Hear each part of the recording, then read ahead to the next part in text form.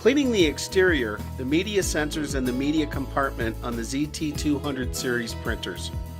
To clean the exterior, use a lint-free cloth and a small amount of mild detergent if necessary.